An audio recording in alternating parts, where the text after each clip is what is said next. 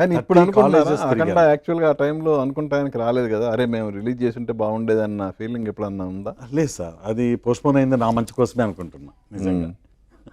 మాకు ఎన్ని టైం సినిమాలు దొరికింది, సార్ ఆ రోజు? 30 కాలేజీలు తిరిగాను సార్. కొంతమంది సాహసించి వేశారు కానీ అది కరెక్ట్ కాదండి. అంత పెద్ద సినిమా మీద ఇప్పుడు నేనైనా కూడా ఫస్ట్ అఖండాకే పోతాను సార్, నా సినిమా కంటే కూడా ఖచ్చితంగా. అది ఓకే, నేనేది అనుకోకుండా అఖండ కొంచెం వెనక్కి వెళ్ళింది కదా, సో మనం అనుకున్న డేట్కే వచ్చుంటే బాగుండేదేమో అన్న ఫీలింగ్ ఎప్పుడన్నా ఉందా? అస్సలు లేదు సార్, లేదు. పోస్ట్పోన్ అయిపోయింది, నేను ముందే డెసిషన్ తీసుకున్నాను.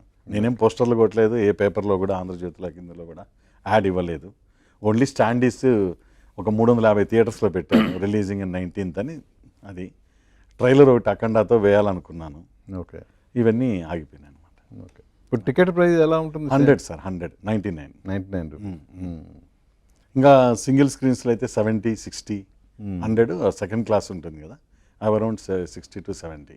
ఈవెన్ హైదరాబాద్ పీవీఆర్లో కూడా 105 ఇంక్లూడింగ్ జిఎస్టీ. ఆంధ్ర సైడు మల్టీప్లెక్స్లో బేసిక్ ప్రైస్ యాక్సెప్ట్ చేయట్లేదు సార్, గవర్నమెంట్ స్పెషల్గా పర్మిషన్ తీసుకోవాలా. ఇక్కడ ఆప్షన్ ఉంది తెలంగాణలో, అక్కడైతే 150 మల్టీప్లెక్స్ స్క్రీన్స్లో అప్పర్ క్లాస్, లోయర్ అరౌండ్ తక్కువే ఉంది. సో దాదాపుగా 100 రూపీస్ అండి ఎక్కడైనా. చాలా చిన్న పేరుకు చిన్న సినిమా అయినా మంచి విజువల్ ట్రీట్తో ఉన్న మూవీ. పైగా చాలా రోజులు కూడా అయింది కదా సార్ ఈ కైండ్ ఆఫ్ మూవీస్ వచ్చి. ఈ సుమోలో వేగంలో అనే సినిమాలు చాలా కాలం అయింది వచ్చి.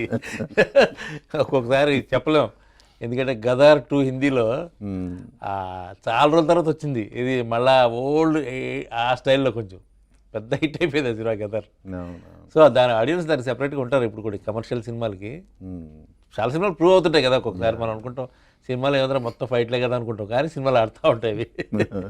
ఫస్ట్ 2 to 3 minutesలోనే audience will connect to the Devagudi. అంత ఎమోషనలైజ్డ్గా తీసుకెళ్ళగలను.